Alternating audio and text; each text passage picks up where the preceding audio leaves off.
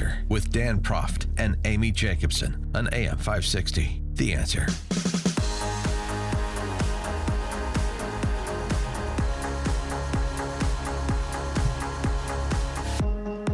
Oh, the intrigue. Not really. This is not exactly turning out to be the Jean Le Carré novel that the Democrats hope, this Russian collusion business. Although it could turn out to boomerang on them. That's what Mark Meadows, chairman of the House Freedom Caucus, suggested during his appearance on Sean Hannity, while the D.C. press corps is obsessed with Don Jr. on the Hill yesterday, Hope Hicks to testify next week, Trump's interview with Stephanopoulos, contempt citations in the offing for Barr and Wilbur Ross. Mark Meadows suggests that just, pay attention to the people quietly, steadily doing their work. Your DOJ Inspector General, your Barr/Durham investigation. Yeah, Sean, we're getting a lot of whistleblowers. Primarily, the whistleblowers are coming forward because they believe Attorney General Bill Barr and John Durham are willing to get to the bottom of it. So people that perhaps were afraid under previous leadership to actually say, well, we knew this was wrong, they're coming forward now. And, when we look at intelligence, we know that the intelligence community shares a lot of information.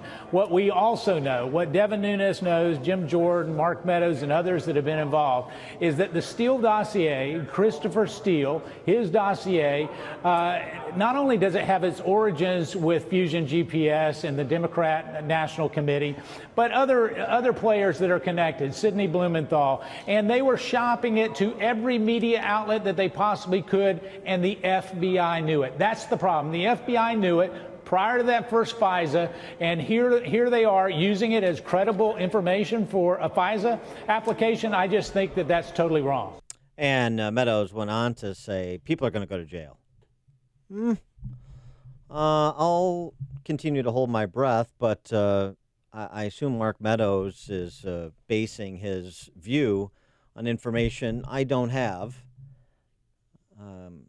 And information Maxine Waters doesn't have either. No justice, no peace, Maxine, by contrast. Spinning yarns. She knows what's going to happen as well. Oh, the hyperbole. Now, this is a little bit different than Mark Meadows because she's just dismissing what the Mueller report said. She didn't even read it, I'm sure. These are about feelings, not facts. The House Financial Services Chairman knows things. Oh, okay, Dad. She knows things, and she's happy to relay the things she knows will come true on the cable news talkies. Number one, that this president is unworthy, that he has no respect for the Constitution of the United States of America. I say that the Mueller report gives us a guideline that it's indicated in that report, basically, that he's obstructed justice. I believe that he's also colluded with the Russian government. He does not criticize Putin. I think he's been involved with some of the oligarchs in the Kremlin, and I think there's a lot more information that Mr. Manafort has. I've looked at all of his allies long before we got in depth in this discussion, and I believe whether we're talking about Manafort or Flynn or Porter-Cage or Papadopoulos, all of those people are organized around their relationship with Russia. They all want to lift the sanctions so they can drill into oil for the Arctic. It's about money. It's about everybody making out with this new playground in Russia to make money. I believe that. I'll continue to believe that. So Manafort's running his criminal enterprise, his criminal empire, really, from solitary at Rikers, communicating telepathically with George Papadopoulos about getting sanctions lifted so they can drill in the Arctic. Okay. Related story, Maxine Waters also believes that Trump fixed the Soviet Union U.S. 1972 Olympic gold medal men's basketball game, and that he should be impeached for that as well, while AOC and Rashida Tlaib are focusing on impeachment over a citizenship question on the census. You know what it is to me? When you can't just stick to the basics, even Maxine Waters, where she was momentarily coherent in suggesting, the Mueller report lays out obstruction in Volume 2, talking point. Okay, fine. But then the Mueller report is to be dismissed. Volume 1 is to be dismissed because she knows. And she's going to get to the bottom of this because, of course, she's a more capable investigator than the 15 experienced federal prosecutors that operated under Mueller as part of his team. Okay, sure. When you can't just stick to the basics and make your argument based on what you know to be true or what logically follows, I think it suggests something about the strength of your case as perhaps your intellect as well. For more on this topic and others, we're pleased to be joined again by our friend Andy McCarthy, former Chief Assistant U.S. Attorney, contributing editor to National Review. Andy, thanks for joining us. Appreciate it.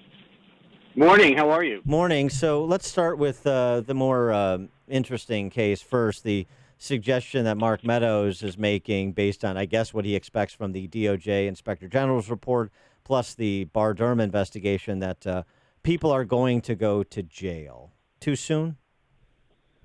Yeah, Dan, I'm with you on that, in that, I'll believe it when I see it.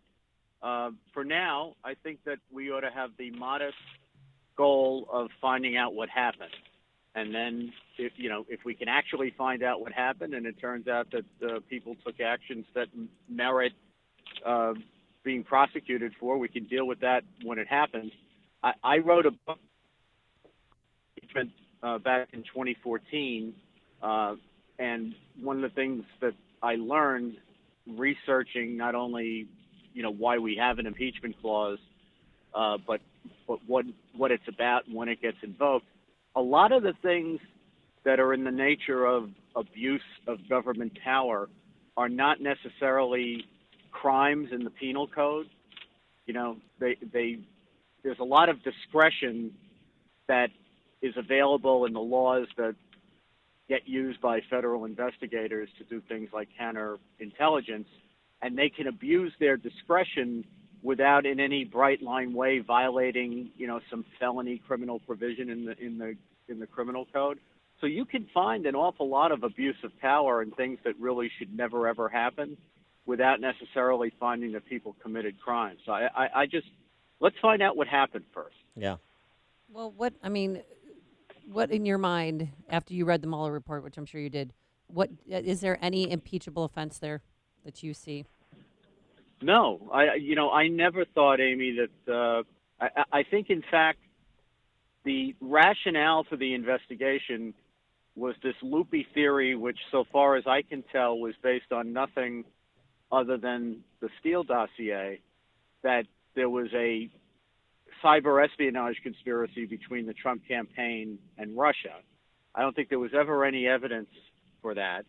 I think in a better world, Rod Rosenstein, who was the acting attorney general during most of this investigation, would have compelled the special counsel, Mueller, to file an interim report, I think probably by the end of 2017, to let the public know that Trump and his campaign were not suspected of any collusion type offense. That wouldn't have prejudiced Mueller's ability to continue investigating Russia's interference in the election, or I should say in the campaign.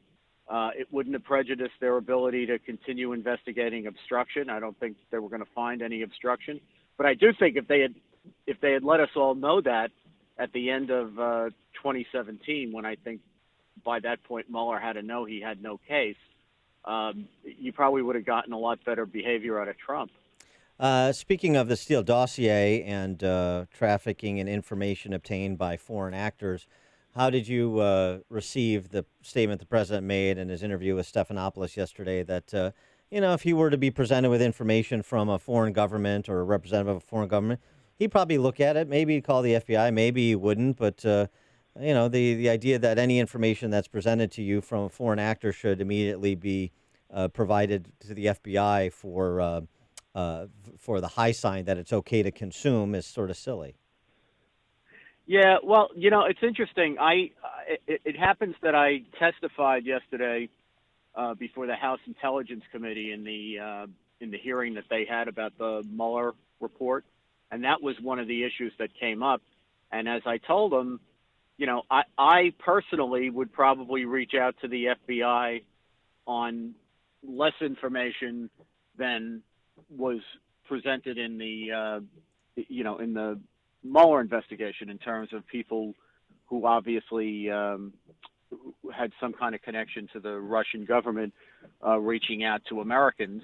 And I, probably because I'm wired that I think, unlike the incumbent governments of most administrations for the last 30 years, I actually think Russia's a problem. Yeah, right. And has been a problem. And so, and I'm a law enforcement person at heart. So I would certainly have reached out to the FBI. But I think in terms of what the president said that he's getting, all this heat for, I would prefer he gave a more careful answer. But the fact is, what I find disturbing about all this is that we know that the Clinton campaign took help from Ukraine, some of which was the reason that Paul Manafort, Trump's campaign manager, got ousted from his position on the campaign. We know that happened. We know that they retained what essentially is a cutout in Fusion GPS in order to hire a British former spy to get information from what he himself described as Kremlin-connected sources on Trump.